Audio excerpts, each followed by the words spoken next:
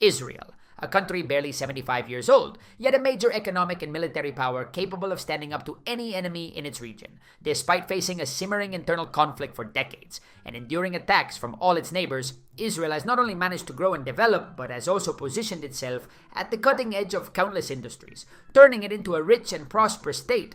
On top of that, Israel is a formidable military power with a well-equipped and highly trained army. But how did it get here? Where did Israel get so much money? Is there something behind all of this? Well, get comfortable because we're about to dig into a story filled with both light and shadows. Let's get to it. First, before we dive into the reasons behind Israel's remarkable development, we need to ask ourselves a key question. Is Israel really as rich and powerful as it seems? And the answer is yes. Israel has nothing to envy from other developed economies. Its GDP per capita has already surpassed that of major European powers like France, Germany, and even its former colonial overseer, the United Kingdom. And if we compare it to its neighbors, the difference is staggering. Israel's GDP per capita stands at just over $52,000, while Egypt's barely exceeds $3,500. Jordan and Lebanon are around $4,000, and Turkey sits at about $9,000.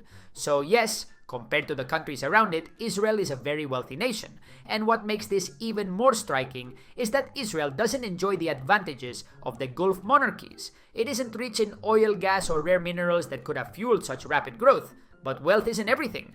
What about quality of life in Israel? Well, when Hamas rockets aren't flying over your city, it seems pretty good. According to the Human Development Index, which measures not just economic performance, but also education, life expectancy, and overall well-being, Israel ranks ahead of countries like Italy, France, Austria, and Spain. Alright, so we've made it clear. Israel is wealthy and developed, on par with or even ahead of many of the world's major powers. But why is that, especially when so much seems stacked against it? To understand this, we need to look back a bit.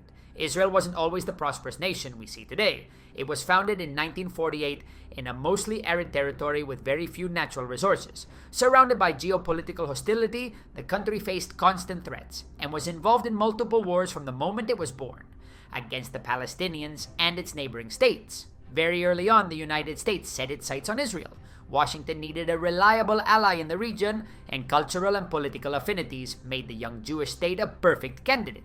So the US began supporting Israel financially, providing direct aid and granting access to generous lines of credit.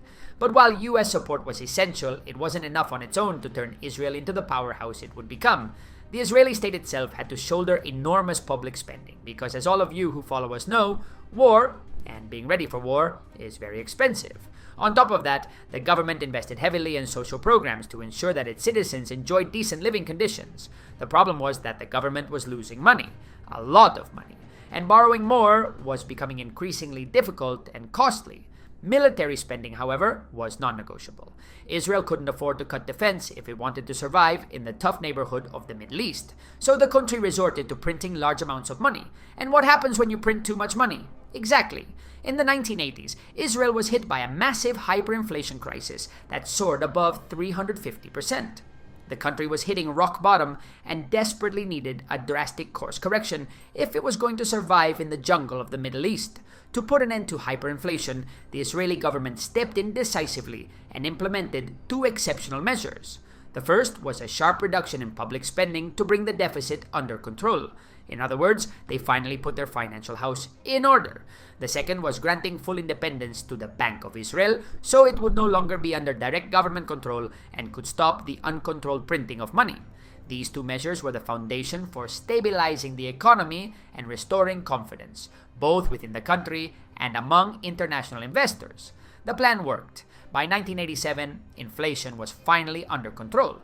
With the economy stabilized and the currency regaining its value, Israel was in a much stronger position. It was time to focus on developing the economy. But how and with what money? Well, while US support never fully disappeared, there was another key player we haven't talked about yet, the Jewish diaspora. This refers to Jewish communities living outside Israel, many of whom have played a huge role in financially supporting the country. Their help has come in many forms: charitable donations, the purchase of Israeli government bonds, and the funding of major infrastructure and education projects. But the diaspora's role goes far beyond money.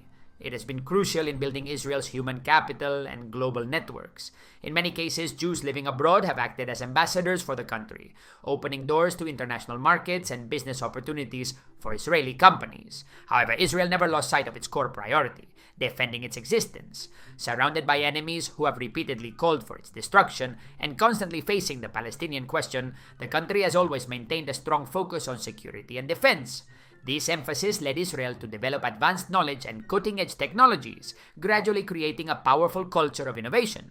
A big part of this came from elite units within the Israel Defense Forces, such as Unit 8200, a signals intelligence and cyber warfare unit that became a true breeding ground for future tech entrepreneurs and startup founders. But it wasn't just about defense. Israel also implemented effective government policies to stimulate research and development. The state created government-backed venture capital funds to invest in small Israeli startups, helping them grow and thrive. On top of that, it introduced a series of tax incentives for tech companies. And perhaps most importantly, and what I consider the real secret behind Israel's development, it built strong partnerships between academia, industry, and the military, much like the American model. These government-led initiatives became the backbone of a sustainable innovation ecosystem where university research could find its place in the financial world and be applied directly to national defense. To this fertile innovation ecosystem, something unexpected was added. In the early 1990s, the Soviet Union collapsed, and a massive wave of highly educated immigrants arrived in Israel. They brought with them an enormous amount of intellectual capital, which quickly integrated into Israel's knowledge-based economy. This combination of factors, a strong defense-driven tech culture, strategic government support, and the influx of skilled talent convinced the Israeli government that investment in R&D&I should become the country's defining trait. And that's exactly what happened. Today, Israel is by far the country that invests the most in research, development, and innovation relative to the size of its economy. Coincidence? I don't think so. Israel dedicates 5.4% of its GDP to R&D&I, about twice as much as countries like France or Norway, and more than 3 times what Spain invests. All this development quickly spread into different industries, which became highly specialized and true global leaders in their fields. As you might imagine, Israel has an exceptionally strong defense industry, but that's far from the only sector where it stands out. One of the most powerful industries in the country is semiconductors, particularly chip design, where Israel has become a world-class hub. Cybersecurity is another booming sector, with Israeli firms leading innovation in digital protection and surveillance. Israel is also famous for its jewelry and diamond exports. And no, it's not because the country has diamond mines, but because it hosts highly specialized companies with cutting-edge technology capable of cutting and shaping some of the finest diamonds in the world.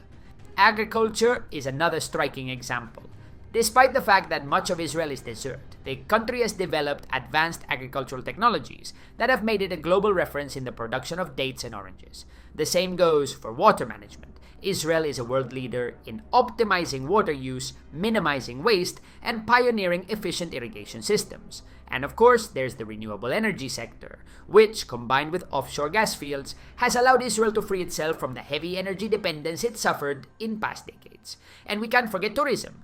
Although recent events may affect this sector in the short term, it has long been one of Israel's most important sources of income. And last but definitely not least, we need to talk about something deeply rooted in Israeli culture, the chutzpah mindset.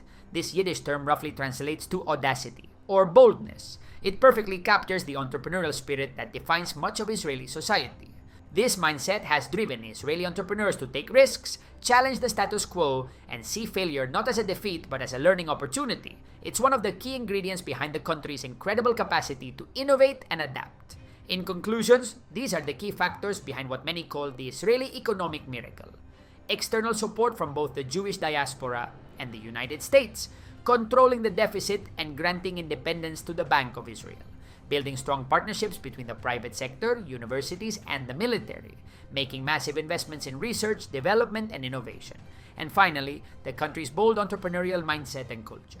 Together, these elements have transformed a small resource-poor nation into one of the most dynamic and innovative economies in the world. That's all for today's video. You know the drill. If you enjoyed the story, give it a like, hit subscribe, and dive in for the next one.